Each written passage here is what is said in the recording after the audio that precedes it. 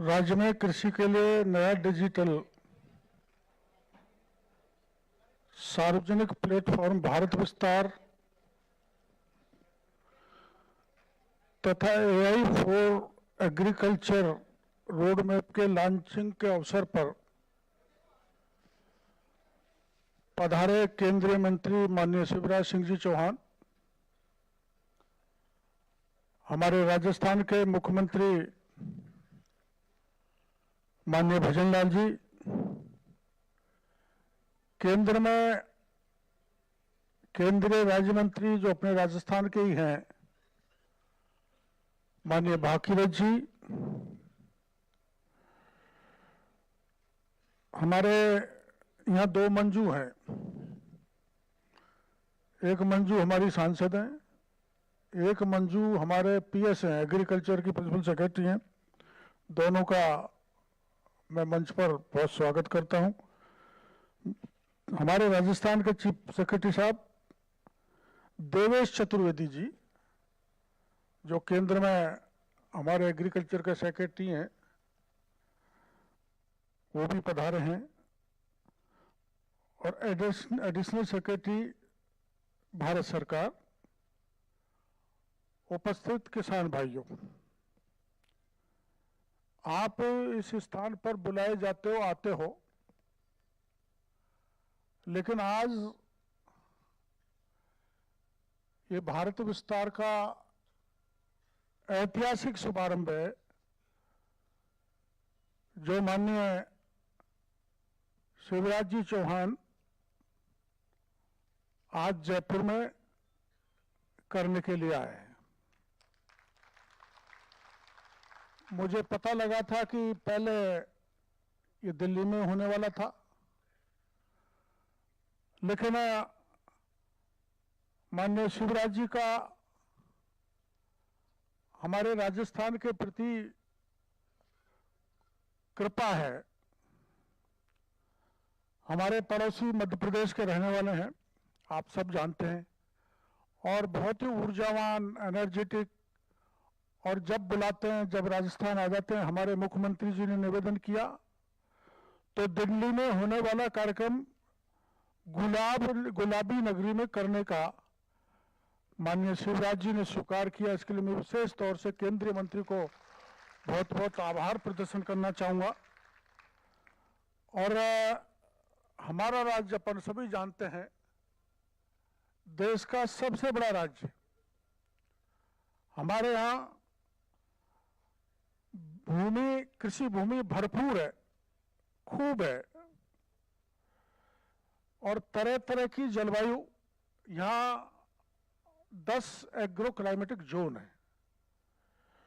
उन्नत कृषि प्रणालियों ने राज्य को कृषि और उद्यानिकी के क्षेत्र में महत्वपूर्ण स्थान दिलाने का काम किया है।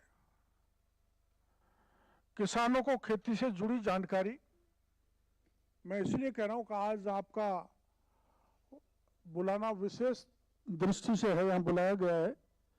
सेवाएं सीधे बातचीत के माध्यम से तुरंत और उनकी भाषा में मिल सके, इसके लिए आज कृषि में एआई पर आधारित ये राष्ट्रीय डिजिटल इंफ्रास्ट्रक्चर भारत विस्तार का कार्यक्रम आयोजित किया जा रहा है। इसके लिए मैं किसानों को बहुत बहुत बधाई देना चाहूंगा कि एक किसानों को नई क्रांति की शुरुआत आज से यहां से हो रही है। इससे, इसकी लॉन्चिंग से, ये लॉन्चिंग हो जाना ही किसानों के लिए गर्व की बात है, और भारत विस्तार के माध्यम से किसानों को उनकी अपनी भाषा में फसल की योजना, खेती के बेहतर तरीके, कीट से बचाव, मौसम की जानकारी, मौसम की मार से बचाव, बाजार के भाव की जानकारी, मत्स्य पालन, पशुपालन और सरकारी योजनाओं से जुड़ी जानकारी जैसे पात्रता, आवेदन और शिकायत दर्ज करने की सुविधाएं इस भारत विस्तार के कार्यक्रम से अपन को मिलेगी। भारत विस्तार के इस तरह बनाया है कार्यक्रम कि जिन किसानों के पास स्मार्टफोन या इंटरनेट है वो इसे चैटबॉट के रूप में उपयोग कर सकते हैं। वहीं जिन किसानों के पास स्मार्टफोन या इंटरनेट की सुविधा नहीं है वो टेलीफोन वॉइस कॉल नंबर 155261 के जरिए ये सेवाएं प्राप्त कर सकते हैं।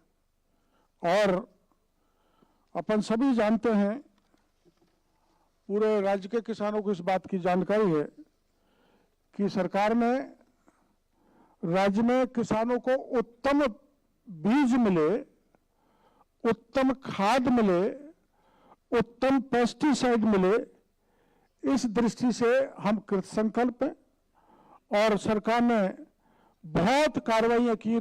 थोड़ी सी जानकारी देना चाहूंगा। इस क्रम में कृषि आदान निर्माता और ट्रेडर्स के 11,826 निरीक्षण किए गए। निरीक्षण में अनियमितता पाए जाने पर 178 विक्रेताओं के लाइसेंस निलंबित किए हैं। 26 कंपनियों को 8 माह से सील कर रखा है जो नकली फर्टिलाइजर दे रही थी, और 105 एफआईआर हमारे विभाग ने अब तक दर्ज कराई हैं, जो रिकॉर्ड है। राजस्थान में अब तक ऐसी कार्रवाई कभी भी नहीं हुई। मेरे को लगता है किसानों को ये बहुत अच्छा लगा होगा कि हमने नकली खाद, नकली बीज, नकली पेस्टिसाइड पकड़ के हमने, माननीय मंत्री जी, हमने यूरिया के डाइवर्जन को भी सख्ती से रोका है। यूरिया का डाइवर्जन बहुत है और किसानों की सब्सिडी का जो यूरिया था वह अवैध रूप से फैक्ट्री में बेचा जाता था। इस दृष्टि से हमने 30,700 यूरिया के बैग जब्त किए और 8 एफआईआर यूरिया में गड़बड़ी करने वाले ट्रेडर्स के नाम दर्ज कराई है। 744 निरीक्षण लगातार कार्रवाई में लगे हुए हैं और 605 को कारण बताओ नोटिस दिया है। पीडीएमसी के आंकड़े भी बहुत अच्छे हैं राजस्थान के।